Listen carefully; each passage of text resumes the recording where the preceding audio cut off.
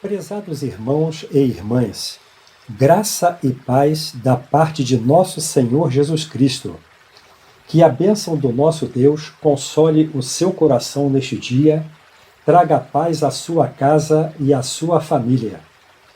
Hoje, em nossa devocional, vamos dar continuidade à última reflexão que tivemos e concluir o estribilho da oração ao nosso Deus, feita pelo irmão Francisco de Assis, que viveu na Itália no século XII e levou o Evangelho a muita gente que viveu na sua época, principalmente aos necessitados.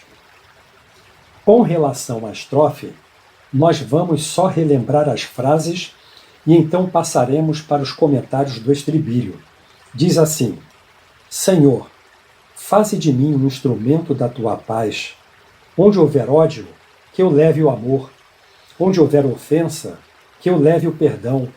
Onde houver discórdia, que eu leve a união. Onde houver dúvidas, que eu leve a fé. Onde houver erro, que eu leve a verdade. Onde houver desespero, que eu leve a esperança. Onde houver tristeza, que eu leve a alegria.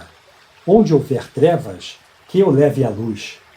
Quanto ao estribilho, a primeira frase diz: Ó Mestre, fazei que eu procure mais consolar que ser consolado. Esta frase lembra-nos a passagem de João 14, 16 e 17, pouco antes de Jesus entregar sua vida na cruz. Entretanto, ao invés do Mestre ser consolado, ele é que consolou os discípulos, dizendo: E eu rogarei ao Pai, e ele vos dará outro Consolador, a fim de que esteja convosco, o Espírito da verdade que o mundo não pode receber, porque não o vê nem o conhece. Vós o conheceis, porque ele habita convosco e estará em vós. A segunda frase é: compreender que ser compreendido. Jesus compreendeu a fraqueza de Pedro ao negá-lo no sinédrio. O mestre só olhou para ele. Então Pedro saiu dali e chorou amargamente, pois o Senhor já o havia avisado antes, conforme Mateus 26, 34 e 35. Em verdade te digo que nesta mesma noite, antes que o galo cante, tu me negarás 3 vezes, disse-lhe Pedro. Ainda que seja necessário morrer contigo, de nenhum modo te negarei. E todos os discípulos disseram o mesmo. Após a ressurreição, assim como Pedro havia negado o nosso Senhor, agora Jesus pergunta ao apóstolo também 3 vezes: Simão, tu me amas? E ele chora mais uma vez arrependido. Provavelmente, nós já agimos como Simão Pedro algumas vezes em nossa vida.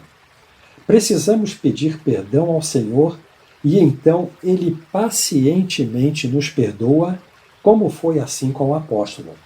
A terceira frase é: amar que ser amado.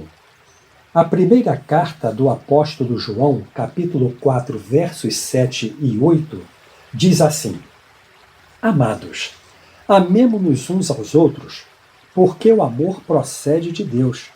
E todo aquele que ama é nascido de Deus e conhece a Deus. Aquele que não ama não conhece a Deus, pois Deus é amor. O apóstolo Paulo diz assim em 1 Coríntios 13, 4 a 8a. O amor é paciente, é benigno. O amor não arde em ciúmes, não se ufana, não se ensoberbece, não se conduz inconvenientemente, não procura os seus interesses, não se exaspera, não se ressente do mal, não se alegra com a injustiça, mas regozija-se com a verdade. Tudo sofre, tudo crê, tudo espera, tudo suporta. O amor jamais acaba. A quarta frase é: pois é dando que se recebe. lembrando as palavras do próprio Senhor Jesus através do apóstolo Paulo, em Atos 20:35, que disse: há maior felicidade em dar do que em receber. O apóstolo deixava que o seu ministério o consumisse totalmente por amor a Cristo. Ele se entregava de corpo e alma à pregação do Evangelho. Esta atitude do apóstolo deve fazer-nos refletir se também estamos engajados de fato na obra do Mestre. Tem um hino que diz: dá teu melhor para o Mestre, dá tua força e valor, põe o vigor de tua alma às ordens do teu Senhor. Agora, a quinta frase de Francisco de Assis: é perdoando que se é perdoado. Em Mateus 6, 14 e 15, Jesus fala: porque se perdoardes aos homens as suas ofensas, também vosso Pai Celeste vos perdoará. Se, porém, não perdoardes aos homens, tampouco o vosso Pai vos perdoará as vossas ofensas. A sexta e última frase diz: e é morrendo que se vive para a vida eterna. O apóstolo Paulo fala em Filipenses 1:21, porque para mim o viver é Cristo e o morrer é lucro. De fato, meus amados, a maior alegria que o cristão pode ter não está nesta vida aqui na terra, mas a que está por vir, pois é muito superior a esta. Por isso, Colossenses 3, 1 e 2 diz assim: portanto, se fostes ressuscitados juntamente com Cristo, buscai as coisas lá do alto, onde Cristo vive assentado à direita de Deus. Pensai nas coisas lá do alto, não nas que são aqui da terra. Gostaria de voltar à segunda frase para finalizar a nossa reflexão. Compreender que ser compreendido.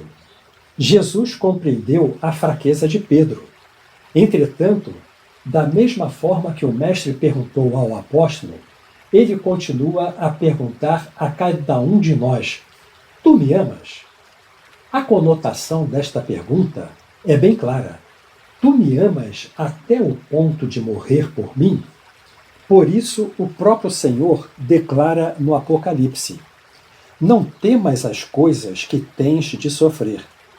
Eis que o diabo está para lançar em prisão alguns de vós para ser dispostos à prova, e tereis tribulação de 10 dias.